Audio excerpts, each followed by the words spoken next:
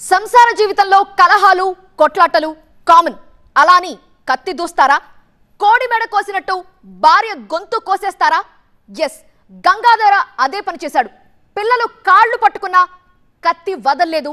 ఆ కిరాతకుడు దారుణంగా చంపేశాడు.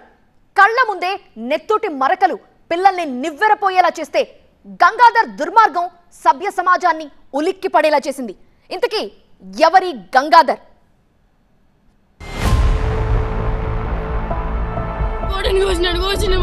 మా బతుకులేం కావాలి,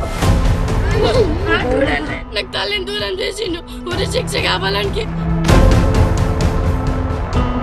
బిడ్డలు చూస్తుండగానే భార్యను కిరాతకంగా హతమార్చాడు భర్త.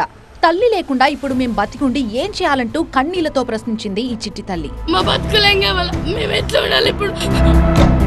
నిజామాబాద్ జిల్లా రెంజల్ మండల కేంద్రానికి చెందిన ముద్దంగుల గంగాధర్ కి జగిత్యాల జిల్లా మెట్పల్లికి చెందిన అంజలితో 18 ఏళ్ల క్రితం వివాహమైంది.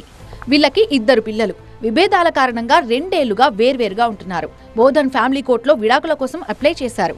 ఈ క్రమంలోనే ఇద్దరు కోర్టుకెళ్లారు. కానీ గంగాధర్ అక్కడ ఏం మాట్లాడలేదు. తీరా ఇంటికొచ్చాక ఉన్మాదిగా మారాడు.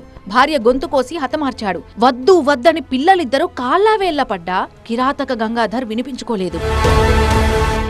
ఊరి శిక్ష కావాలని మధ్యలో మేనత్త, చెల్లి, తల్లి, తమ్ముడు వాళ్ళకు కూడా శిక్షలు కావాలా ఉన్నాయని వాళ్ళ పిల్లల మీద రాసుకుంటే పిల్లలు మేమే ₹1 మాకు ఒక్క పైసా కూడా ఇయ్యాడు. మాకు జ్వరం వచ్చిందంటే ఒక 500 పంపిస్తాడు, 5 లెక్కలు అడుగుతాడు.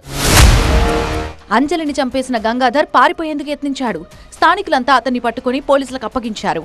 కేసు నమోదు చేసిన పోలీసులు దర్యాప్తు చేపట్టారు.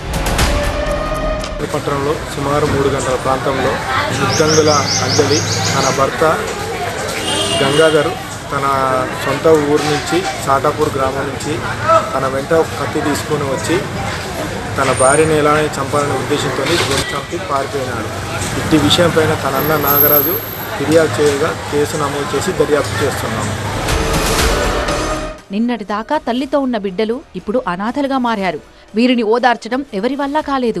గంగాధర్కి మాత్రమే కాదు, ఆయన బంధుగణానికి సరైన శిక్ష పడాలని కోరుకుంటోంది బాధిత కుటుంబం.